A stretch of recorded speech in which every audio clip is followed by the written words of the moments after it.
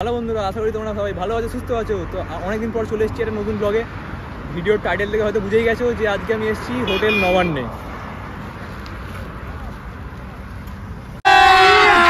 আজকে আমরা চলে এসেছি নবান্ন ঘুরতে। তো আমাদের সঙ্গে আছে এই যে আকাশদা, আর এই যে প্রভুদা, আর আমি।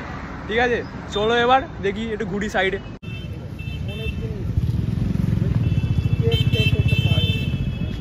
তো নবান্নে এসে প্রতিবারের মতো এবারেও আমার পছন্দের দোকান, দাদুর দোকান, ওখানে আমরা যাচ্ছি চা খেতে। ঠিক আছে, तेजस्वी लोग हैं हमारे पास, कितने शानदार विचार रखते हैं जी, और कुछ लोग मनोरंजन भी करवाते हैं।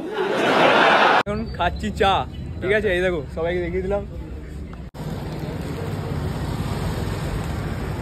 যারা যারা তোমরা কোথাও ঘুরতে ঘুরতে যাবে, যেমন দীঘা, পুরী, এইসব জায়গায় ইত্যাদি, তো এখানে যখন ঘুরতে ঘুরতে যাবে তোমরা এখান থেকে কিন্তু বাস পেয়ে যাবে। ঠিক আছে, এই যে নবান্ন হোটেল, ঠিক আছে, নবান্ন হোটেল, এবং এই যে সামনে হাই রোড, তো এই হাই রোডেই তোমরা বাস পেয়ে যাবে। যে কোনো জায়গায় তোমার যাওয়ার বাস পেয়ে যাবে।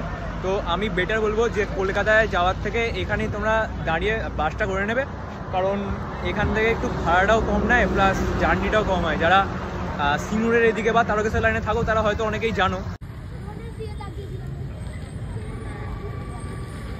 দেখতে পাচ্ছ এই যে বাসগুলো ঢুকছে।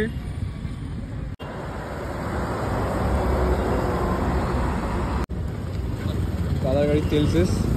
और अभी तो रुको, क्लाइमैक्स अभी बाकी है।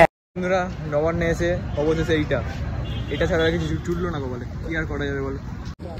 বন্ধুরা, আমরা ভেবেছিলাম যে নবান্নর ভেতর ঢুকে কিছু খাওয়া দাওয়া করবো, কিন্তু পকেটে হাত দিয়ে দেখলাম কিচ্ছু নেই ভাই। তো আর কি বলবো, তোমরা সব দেখে দেখে আরও ভিউজ বাড়াও, যাতে আমি নবান্ন ভেতর ভবিষ্যতে ঢুকে খেয়ে তোমাদের সেই ভিডিওটা ছাড়তে পারি।